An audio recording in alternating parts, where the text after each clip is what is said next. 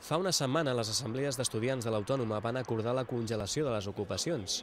Era el vot de confiança d'uns estudiants que amenaçaven, però, de seguir amb els tancaments si s'estancaven les negociacions amb el rectorat.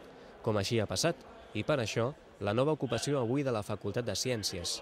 Estan ocupades 26 de les 40 aules del centre, amb un objectiu ben clar. La idea és interrompre les classes i aturar el sistema educatiu des de la base, perquè malauradament és l'únic sistema que s'ha aconseguit arribar a tindre un diàleg amb el rectorat.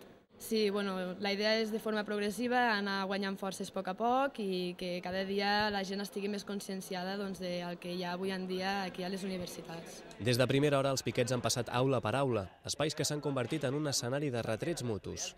Uns qüestionaven que l'ocupació fos la millor via. Els altres demanaven menys crítica i més participació a les assemblees. Ciències aplega 4.500 estudiants, però l'assemblea amb més participació només n'ha reunit uns 500. No ho sé, jo crec que tots estem d'acord en que aquí tots podríem estar fent classe, perquè volem fer classe, però tenim un problema, que és que si no, no ens escolten.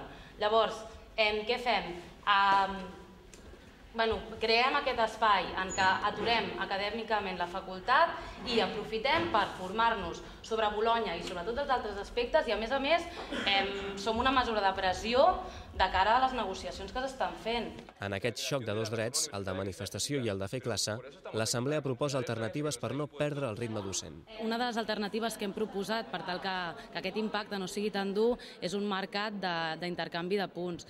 És a dir, que potser estem perdent 2 setmanes de classe, però tota aquesta matèria es pot recuperar mitjançant una espècie d'apunts o classes extraordinàries per no perdre tant les classes i que la incidència que estem fent és molt gran. Mentre duri l'ocupació, a les aules s'organitzaran tallers i xerrades com en d'altres facultats. Els ocupants volen per demà la paràlisi total a Ciències.